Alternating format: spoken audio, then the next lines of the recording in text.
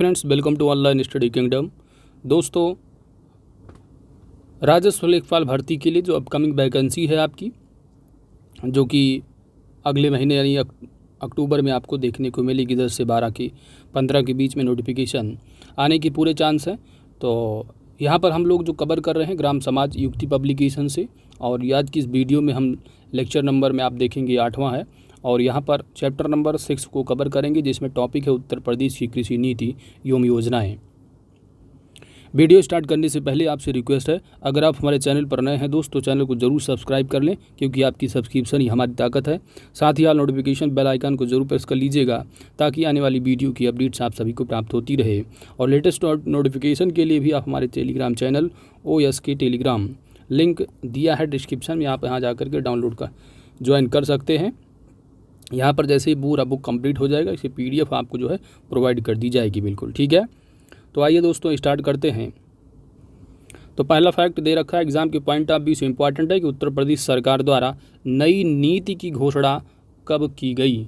ठीक है, तो याद रखना है कि जो कृषि नीति है यह उत्तर प्रदेश सरकार के द्वारा इसकी घोषणा कब की गई है, तो 28 फरवरी 2013 को। ठीक है, अगला प्रश्न है, पॉइंट है कि नई कृषि नीति का उद्देश्य क्या है, तो कृषि क्षेत्र 5.1% की उच्च वृद्धि दर प्राप्त करना इसका लक्ष्य है कृषि क्षेत्र में इस नीति का, दैट इज कृषि नीति का। ठीक है, नई कृषि नीति में कितने क्षेत्रों पर बल दिया गया है, तो 7 क्षेत्रों पर बल दिया गया है। इन 7 क्षेत्रों को सप्त क्रांति की संज्ञा भी दी गई है, और ये 7 क्षेत्र हैं।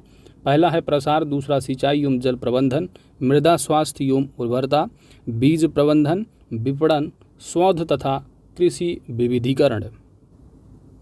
कृषि सूचना केंद्र की स्थापना किस उद्देश्य से की गई है, तो कृषकों की समस्याओं के समाधान हेतु।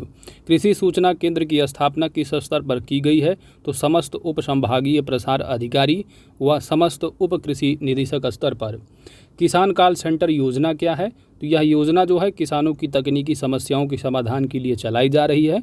इसके तहत किसान कहीं से भी कृषि विभाग द्वारा आवंटित टोल फ्री नंबर पर डायल कर टेलीफोन से अपनी समस्या का क्या है समाधान कर सकता है। अगला पॉइंट है किसान मित्र योजना। अब यही सब इंपॉर्टेंट तथ्य हैं, एग्जाम के पॉइंट ऑफ व्यू से पूछा जाएगा कि किसान मित्र योजना कब प्रारंभ की गई थी, तो याद रखना है 18 जून 2021 से। किसान मित्र योजना के उत्तर प्रदेश में किसानों को सभी तरह की जानकारियाँ उपलब्ध कराने के लिए प्रत्येक ग्राम पंचायत में एक किसान मित्र की नियुक्ति की जा सकती है। इसके लिए व्यक्ति को कृषि स्नातक या जो है वो इंटर होना चाहिए, यानी एग्रीकल्चर जो उसका सब्जेक्ट रहा हो, चाहे वो ग्रेजुएट हो या आप जो है इंटर भी किया हो। राष्ट्रीय कृषि व मौसम आधारित फसल बीमा योजना क्या है, तो यह योजना कृषि उत्पादन में शामिल जोखिमों से किसानों की रक्षा हेतु है। ठीक है, राष्ट्रीय कृषि मौसम आधारित फसल बीमा। ठीक है, अगर एग्रीकल्चर प्रोडक्शन में कोई अगर जोखिम है तो रिलेटेड जो भी बीमा होता है, तो ये उसी के लिए है, राष्ट्रीय कृषि और मौसम आधारित फसल बीमा। ठीक है, तो बस यहाँ पे एग्जाम के पॉइंट ऑफ व्यू से आपको ऐसे ही याद रखना है, ऐसे एग्जाम में क्वेश्चन बनते हैं, किसान मित्र योजना कब प्रारंभ की गई। ठीक है, इस तरह यह योजना जो है केंद्र के सहयोग से 1999-2000 में शुरू की गई। इसके बाद 2010-11 में संशोधन किया गया। संशोधन जो किया गया इसके बाद 2014 में इसे संशोधित किए जाने के बाद यह राष्ट्रीय कृषि बीमा योजना व मौसम आधारित फसल बीमा योजना के नाम से संचालित की जा रही है। नेक्स्ट पॉइंट है कि उत्तर प्रदेश भूमि विकास एवं जल संसाधन विकास प्रशिक्षण संस्थान कहाँ है, तो ये एग्जाम के पॉइंट ऑफ व्यू से इंपॉर्टेंट फैक्ट है, यह लखनऊ में स्थित है। उत्तर प्रदेश भूमि विकास एवं जल संसाधन विकास प्रशिक्षण संस्थान कहाँ, लखनऊ में। उत्तर प्रदेश भूमि विकास एवं जल संसाधन विकास प्रशिक्षण संस्थान का गठन कब किया गया है, जो लखनऊ में है, तो यह 1998 ईस्वी में। इस संस्थान के नियंत्रण में 47 जिलों में जो बंजर भूमि है उसका विकास कार्यक्रम, और 38 जिलों में समावेशी विकास एवं जल प्रबंधन कार्यक्रम तथा 15 जिलों में सूखा बहुल जो क्षेत्र हैं यह कार्यक्रम जो है वो चल रहा है। उत्तर प्रदेश कृषि भूमि सुधार निगम की जो स्थापना हुई है कब हुई है, तो 1978 ईस्वी में। याद रखना है, सब एग्जाम के पॉइंट ऑफ व्यू से इंपॉर्टेंट फैक्ट हैं। ठीक है, तो याद रखना है कब कि उत्तर प्रदेश भूमि सुधार निगम की स्थापना कब हुई है, 1978 में। समेकित बंजर भूमि विकास कार्यक्रम कब से चलाया जा रहा है, तो यह जो है वर्ष 1991 ईस्वी से जो है चलाया जा रहा है, जो कि केंद्र व राज्य सरकार के सहयोग से। 91-92 का मतलब होता है कि जैसे कि ये फाइनेंशियल ईयर है, यानी कि आप कहेंगे कि 1 मार्च 1991, ठीक है। किसानों को उनके उत्पादों का उचित दाम दिलाने के लिए सरकार द्वारा कृषि पार्क की स्थापना किन किन स्थानों पर की गई है, तो मोस्ट इम्पॉर्टेंट फैक्ट है, याद रखना है। उत्तर प्रदेश में कहाँ पर है, तो हापुड़, लखनऊ, वाराणसी, सहारनपुर, ठीक है, याद रखना है। हापुड़ हो गया, लखनऊ, वाराणसी, सहारनपुर, यानी 4 जगह है, ठीक है। सेडिगलैंड एक्सक्लेमिनेशन जो है, तो ये परियोजना 3 क्या है, तो याद रखना है कि सेडिगलैंड रिकमलेशन जो परियोजना है इसकी शुरुआत 2010-11 में की गई है और इस परियोजना के अंतर्गत 6 वर्षों में जनपदों की 1.3 लाख हेक्टेयर ऊसर एवं 2 जनपद की जो है 5000 हेक्टेयर विहड़ भूमि को क्या है, कृषि योग्य बनाना है। अगला पॉइंट है कृषि निर्यात जोन दे रखे हैं, एग्जाम के पॉइंट भी महत्वपूर्ण है दोस्तों, याद रखना है। आगरा की अगर बात की जाए तो आगरा जो है आलू उत्पाद का निर्यात जोन है, इसमें शामिल जनपद हो जाते हैं आगरा, हाथरस, मेरठ, फर्रुखाबाद, कन्नौज हैं। जबकि आम उत्पाद का जो निर्यात जोन है वह है लखनऊ, और लखनऊ के साथ सीतापुर, बाराबंकी, हरदोई या उन्नाव भी जुड़े हुए हैं।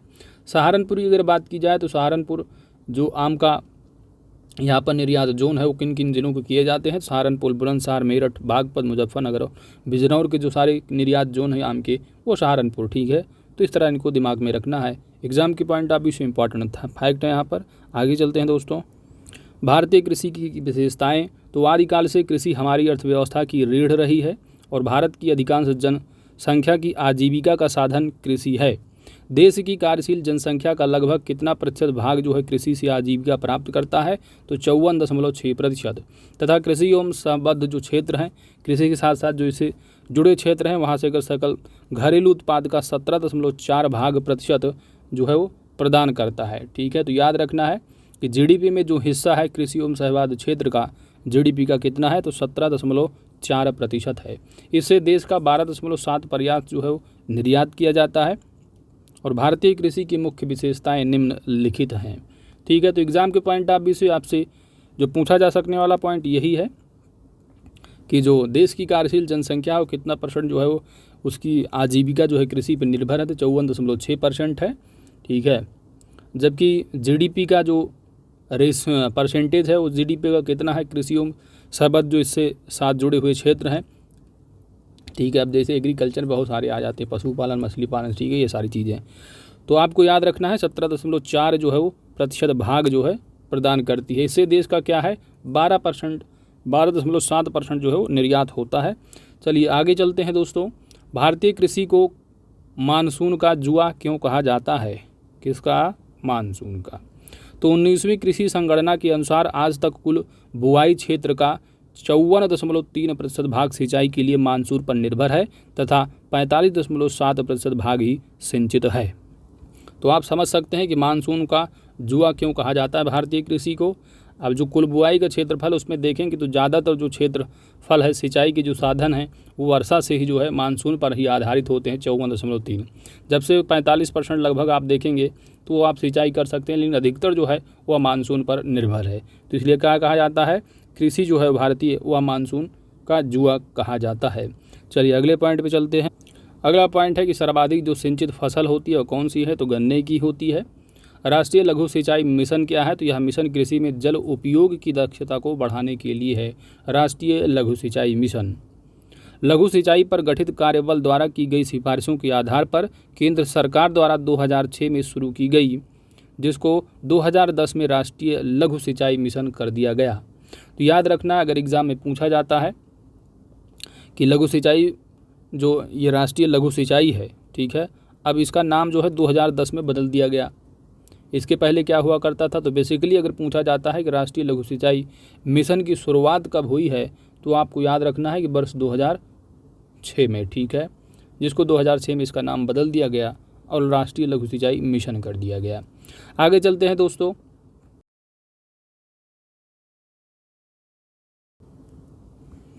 19वीं कृषि संगणना के अनुसार वर्ष 2010-11 में सर्वाधिक सिंचित क्षेत्रफल कौन सा है? तो एग्जाम के पॉइंट ऑफ व्यू से इंपॉर्टेंट तथ्य है उत्तर प्रदेश है। कुल क्षेत्रफल के प्रतिशत की दृष्टि से सर्वाधिक सिंचित राज्य कौन सा है? तो पंजाब है, जिसमें कि 99.60% जो है वो यहाँ का हिस्सा जो है वो क्या है? सिंचित राज्य। ठीक है, तो याद रखना है, कंफ्यूज नहीं होना है। अगर सिंचित क्षेत्रफल पूछा जाता है तो उत्तर प्रदेश, वहीं सिंचित क्षेत्रफल अगर प्रतिशत की दृष्टि से पूछ लिया जाएगा तो पंजाब आपको लगाना है। क्षेत्रफल की दृष्टि से सर्वाधिक असिंचित राज्य कौन सा है? तो सर्वाधिक जो सिंचित है वो उत्तर प्रदेश है, और असिंचित में देखेंगे तो महाराष्ट्र है। वहीं पर क्षेत्रफल की दृष्टि से अगर पूछा जाता है सबसे कम तो असम लगाना है, और सबसे ज़्यादा है तो पंजाब लगाना है। देश में सर्वाधिक सिंचाई किस माध्यम से की जाती है? तो यह नलकूप के द्वारा जो है की जाती है, ट्यूबवेल। ठीक है, इसके बाद कृषि वर्ष की अवधि से कब तक होती है? तो कृषि की जो अवधि होती है वह जुलाई से जून तक। भारतीय कृषि में किसकी प्रचुरता है? तो खाद्यान्न फसलों की सबसे अधिक प्रचुरता है। कितने प्रतिशत भूमि पर खाद्यान्न फसलें उगाई जाती हैं? तो खाद्यान्न फसलों को जो उगाने का जो प्रतिशत भूमि है वह 64.18% है। देश के कुल श्रमिकों की संख्या का कितने प्रतिशत आज भी कृषि क्षेत्र में जीविका उपार्जन जो है वो करता है? तो लगभग आप देखेंगे 48.9% है। देश की कितने प्रतिशत जनसंख्या ग्रामीण क्षेत्रों में निवास करती है? तो ये सारे डाटा आप जो है जनसंख्या दृष्टि से भी आप पढ़ेंगे तो वहाँ पर कवर करवाया जाएगा। 68.84 है। समस्त कामगारों में से कितने प्रतिशत किसान कामगार हैं? तो जितने कामगार अगर देखेंगे तो काम करने वालों में जो किसानों की जो परसेंटेज की अगर बात की जाएगी तो याद रखना है 31.7% है। ये एग्ज़ाम के पॉइंट ऑफ व्यू से आपके फैक्ट पूछे जाते हैं। ज़्यादातर आप प्रीवियस ईयर क्वेश्चन आप देखेंगे तो आपको यही सब देखने को मिलता है। कृषि में बेरोजगारी का आधिक्य है और रोजगार मौसमी होता है। लगभग आप देखेंगे तो 31.7% कृषि में बेरोजगारी का अधिक है और रोजगार क्या है? मौसमी होता है।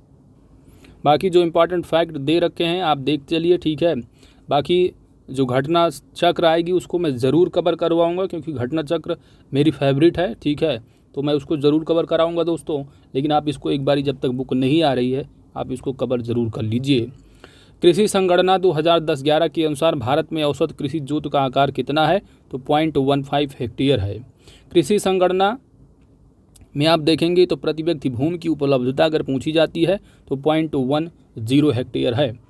भारतीय कृषि की उत्पादकता बहुत कम है, जो कि प्रति हेक्टेयर एवं प्रति श्रमिक दोनों की ही दृष्टि से बहुत कम है।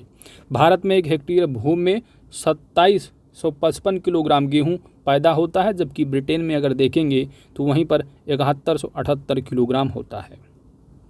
ठीक है, तो पैदावार की दृष्टि से आप क्या कह सकते हैं कि अपने यहाँ की उत्पादकता क्या है? कम है। ठीक है, अगला पॉइंट है आपका कि आधुनिक तकनीकी के उपलब्ध होने के बावजूद यहाँ पर जो अधिकांश उत्पादन पुरानी परंपरागत तकनीकी से होता है। भारतीय किसान ऋण में जन्म लेता है और ऋण में ही मर जाता है। देश में आधे से अधिक किसान क्या हैं? कर्जदार हैं। ऋणग्रस्तता शीर्षक वाली एक रिपोर्ट में NSSO ने जारी की, इसके अनुसार आप देखेंगे तो किस राज्य का किसान सर्वाधिक कर्जदार है? तो इम्पॉर्टेंट तथ्य है आंध्र प्रदेश का। देशों में सबसे कम कर्जदार किस राज्य में हैं? तो असम में है। ठीक है, वहाँ का काम असम है, वहाँ सबसे कम है। तो कौन सा राज्य है? असम है। भारत में किसान अपने परिवार की आवश्यकताओं के आधार पर उत्पादन की योजना बनाता है और अपनी अधिकांश आवश्यकताओं को अपने उत्पाद से ही पूरा करना चाहता है। अगला पॉइंट है सहकारी आंदोलन। तो कोलबर्ट ने सहकारिता की परिभाषा देते हुए लिखा है कि सहकारिता ऐसा संगठन है जिसमें मानव व्यक्ति के रूप में समानता के आधार पर अपने आर्थिक हितों की पूर्ति के लिए स्वेच्छा से क्या है? सहयोग करता है। समानता और लोकतांत्रिक मूल्यों के आधार पर जब अनेक व्यक्ति स्वेच्छा से मिलकर अपने आर्थिक हित की पूर्ति के लिए संगठन बनाते हैं तो उसका स्वरूप क्या है? सहकारी होता है। इस प्रकार के संगठन में ऐसे लोग शामिल होते हैं जिनके पास व्यक्तिगत तौर पर आवश्यक मात्रा में संसाधन नहीं होते हैं। संगठित होने से इनकी शक्ति और समाधान बहुत बढ़ जाते हैं। अगला पॉइंट है भारत में सहकारी आंदोलन। तो भारत में अब यहाँ पर आपको जो डेट, ठीक है, किसने आरंभ किया, ये सारी चीज़ें आपकी एग्जाम के पॉइंट ऑफ व्यू से ही इंपॉर्टेंट होती हैं। तो जितने इंपॉर्टेंट आप उनको ज़रूर कवर करना है। वर्ष 1901 ईस्वी में भारत सरकार ने किसकी अध्यक्षता में सहकारी समिति के गठन की संभावना और सफलता पर रिपोर्ट देने के लिए एक समिति की स्थापना की है? तो यह इंपॉर्टेंट तथ्य है, एडवर्ड लॉ की अध्यक्षता में। किसकी? Edward law. एडवर्ड लॉ की सिफारिशों के आधार पर सहकारी शाख अधिनियम कब पास किया गया? ये भी डेट इम्पॉर्टेंट है, 1904 ईस्वी में। 1904 ईस्वी में बने इस अधिनियम की कमियों को दूर करने के लिए दूसरा अधिनियम कब पास किया गया? ठीक इसके 8 साल बाद, यानी 1912। सहकारिता को केंद्रीय सूची से हटाकर प्रांतीय सूची में कब रखा गया है? तो याद रखना कि जो सहकारिता है इसको जो है जो यूनियन लिस्ट का सब्जेक्ट होता है इसको हटाकर क्या किया गया? स्टेट लिस्ट में। ठीक है, आप इसको संविधान में भी पढ़ते होंगे। तो कब किया गया? 1919 ईस्वी में। 1919 में सहकारिता को केंद्रीय सूची से हटाकर प्रांतीय सूची में रखने के बाद विभिन्न प्रांतीय सरकारों ने अपने अपने प्रांतों में सहकारिता की सफलता और उसकी प्रगति की संभावनाओं की जांच करने की निर्मित समितियां नियुक्त की। तो कब किया गया? आपके लिए इतना ही इम्पोर्टेंट तथ्य है, 1919 ईस्वी में। अगला पॉइंट है, सहकारिता आंदोलन को 1935 ईस्वी में किसकी स्थापना से जो है वो बल मिला है? तो रिजर्व बैंक की स्थापना से। वर्ष 1947 ईस्वी में भारत के विभाजन का प्रभाव पंजाब, बंगाल और असम के सहकारी आंदोलन पर अच्छा नहीं पड़ा। अगला पॉइंट है, सहकारी शाख है, सहकारी ऋण शाख। शाख का मतलब ऋण, लोन। ठीक है, तो भारत के सहकारी आंदोलन में किसकी भूमिका महत्वपूर्ण है? तो शाख समितियों और सहकारी जो बैंक हैं उनकी। सहकारिता विभाग की संगठन का उद्देश्य न केवल कृषकों को सस्ते ऋण की सुविधा उपलब्ध कराना है, जब वरन जो है प्रदेश के विभिन्न अंचलों में निर्बल और निर्धन वर्ग की समृद्धशाली बनाते हुए इनके स्तर को भी ऊंचा उठाना है। इन उद्देश्यों की पूर्ति हेतु विभाग द्वारा विभिन्न योजनाएं तथा क्रय विक्रय, कृषि निवेश, श्रम, एकीकृत सहकारी विकास, उपभोक्ता सहकारी ऋण अधिकोषण आदि कार्यान्वित कर सहकारी समितियों को आर्थिक सहायता उपलब्ध कराई जा रही है।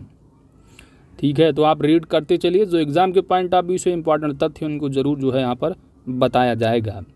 भारत में सहकारी शाख संस्थाओं के कितने प्रकार हैं? तो 3 प्रकार की सहकारी शाख संस्था हैं। सबसे निचले स्तर पर आप देखेंगे तो कृषि एवं कृषि संस्थाएं, उसके ऊपर देखेंगे तो जिला स्तर पर केंद्रीय सहकारी बैंक होते हैं और सबसे ऊपर आप देखेंगे तो राज्य सहकारी बैंक। तो एग्जाम के पॉइंट ऑफ व्यू से यह इम्पोर्टेंट तथ्य है। आगे चलते हैं। शीर्ष संस्था के रूप में भारतीय राष्ट्रीय सहकारी बैंक की जो स्थापना की जानी चाहिए, यह सिफारिश किस समिति ने किया था? खुसरो समिति ने। अगला पॉइंट है, बहुउद्देशीय सरकारी जो समितियां हैं, तो बहुउद्देशीय सहकारी समिति को और किस अन्य नाम से भी जाना जाता है? तो सेवा सहकारी समिति।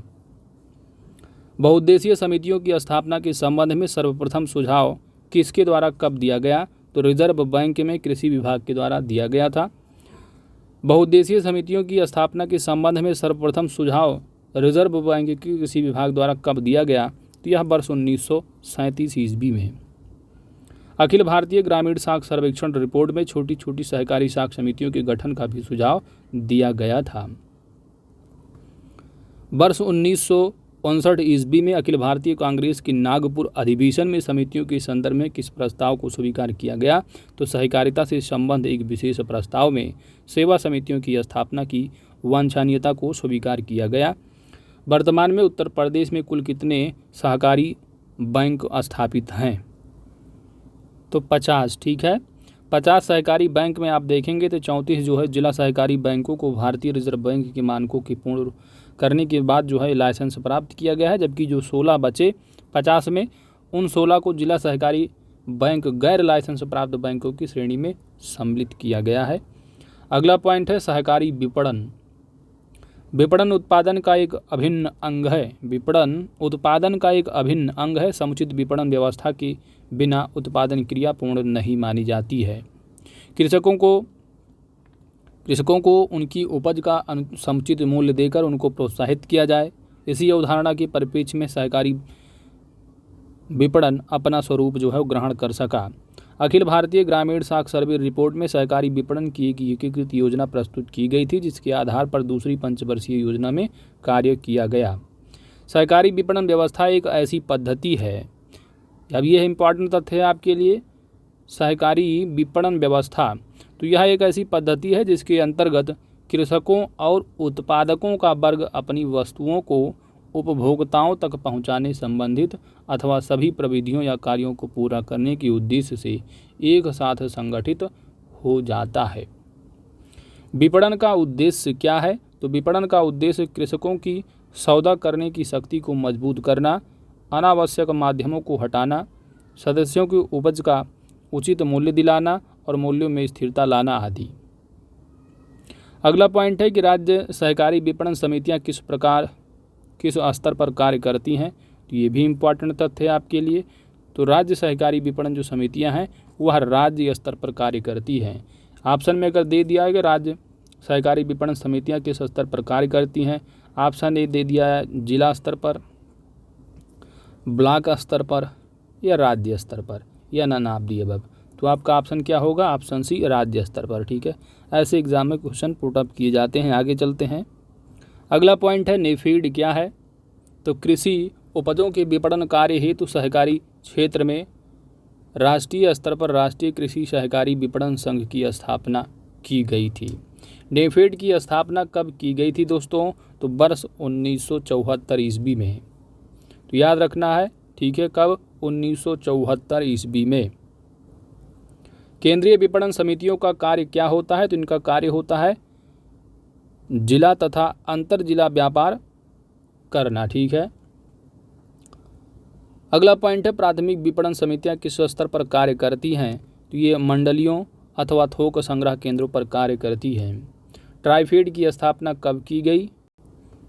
अगस्त 1987 ईस्वी में। ठीक है, जबकि अगर आप अभी नेफेड देखें तो नेफेड कब है? 1974 में। ठीक है, ट्राइफेड कब? 1987। ठीक है, यही सब एग्जाम में पूछे जा सकने वाले फैक्ट होते हैं। ट्राइफेड की स्थापना किस उद्देश्य से की गई है? तो इसकी स्थापना जो है जनजातीय लोगों का शोषण करने वाले निजी व्यापारियों से छुटकारा दिलाने तथा उनके द्वारा की गई वस्तुओं को अच्छा मूल्य दिलाने के उद्देश्य से। अगला पॉइंट है भारतीय जनजातीय सहकारी विपणन विकास परिसंघ को पेड़ों तथा वनों के उत्पादों के एकत्रीकरण, प्रसंस्करण, भंडारण और विकास की प्रमुख एजेंसी भी घोषित किया गया। गेहूं और धान की सरकारी खरीद के लिए ट्राइफेड भारतीय खाद्य निगम के एजेंट और मोटे अनाजों, दालों और तिलहनों को सरकारी खरीद में कृषि एवं सहकारिता विभाग के एजेंट के रूप में कार्य करती है TRIFED. National institute of agriculture marketing कहाँ स्थित है? तो याद रखना है जयपुर में स्थित है। ठीक है, national institute of agriculture marketing की स्थापना तो यह जयपुर में 1988 ईस्वी में की गई थी। वर्तमान समय में सहकारी विपणन संरचना के अंतर्गत देश में मंडी स्तर पर 2636 सामान्य उद्देशीय प्राथमिक विपणन समितियां, तिलहनों इत्यादियों के लिए 3290 विशिष्ट प्राथमिक सहकारी विपणन समितियां, 157 जिला केंद्रीय समितियां। ठीक है, बस आप इसको देख लीजिए, इतना फैक्ट आपके एग्जाम में नहीं पूछा जाएगा। आपको याद रखा है national institute of agriculture marketing की स्थापना कहाँ हुई थी? जयपुर में, वर्ष 1988 ईस्वी में। नेक्स्ट पॉइंट है कि भारतीय कृषक उर्वरक सहकारी संस्था इफको का कार्य क्या है? तो उर्वरक का उत्पादन एवं उसका वितरण करना। ठीक है, 16 राज्यों तथा 3 केंद्र शासित प्रदेशों की ग्रामीण स्तर की सहकारी संस्थाओं से लेकर राष्ट्रीय स्तर की सहकारी संस्थाएं और फेडरेशन इफको की सदस्य हैं और इनकी सहकारी संस्थाओं की सदस्य संख्या लगभग देखेंगे तो 26,000 है। सहकारी संसाधन इकाइयों में चीनी मिलें हो गई, कपास ओटाई व संसाधन इकाइयाँ, सूती कताई मिलें, धान संसाधन इकाइयाँ, तेल मिलें, फल व सब्जी संसाधन इकाइयाँ जो है सहकारी संसाधन समिति में शामिल होती हैं। दोस्तों अब यहाँ पर आपको जो ध्यान देना है वो ये है कि अगर पूछा जाता है नेफेड का फुल फॉर्म तो याद रखना है नेशनल एग्रीकल्चर, ठीक है, cooperative marketing federation of India. तो इम्पॉर्टेंट तथ्य जरूर याद रखना आपको। ठीक है, बाकी यहाँ पर आप देख सकते हैं कि जो वर्ष दिया है 1974। ठीक है, तो इसको अभी आप सही कर लेना, 1958 ईस्वी होगा यहाँ पर। ठीक है, तो यहाँ पर आप क्या कर सकते हैं, इसको आप 1958 कर लेना, ध्यान देना है। और national agriculture cooperative marketing federation of India, इसका फुल फॉर्म भी याद रखना आपको, ठीक है। और इसके साथ ही आपको जो ये ट्राइफीड दिया है, ठीक है, तो ट्राइफीड का भी आपको फुल फॉर्म याद रखना है। तो यहाँ पर आपने देखा, ठीक है, यहाँ पर नेशनल एग्रीकल्चर था, ठीक है, बाकी वही national agriculture cooperative federation of India, ठीक है। तो यहाँ पर भी आपको इसी तरह कर लेना है। अब जहाँ यहाँ पर नेफेड की जगह है, यहाँ पर ट्राइफीड है, तो आपको ट्राइबल लगा देना है, ठीक है। क्या लगा देना है? ट्राइबल। बाकी ऊपर बिल्कुल सेम की तरह हो जाएगा, ट्राइबल, ठीक है। तो tribal cooperative marketing federation of India, जबकि नेफेड का आपने क्या देखा कि national agriculture cooperative marketing federation of India, ठीक है। तो ये इतना रहा तथ्य आपके लिए, ठीक है। तो इसको आप सही ज़रूर कर लेना, 1958, ठीक है। चलिए दोस्तों, तो दोस्तों आज की इस वीडियो में चैप्टर नंबर जो आपका 6 रहा, यहीं पर कंप्लीट होता है। मिलते हैं नेक्स्ट लेक्चर में। Thanks for watching.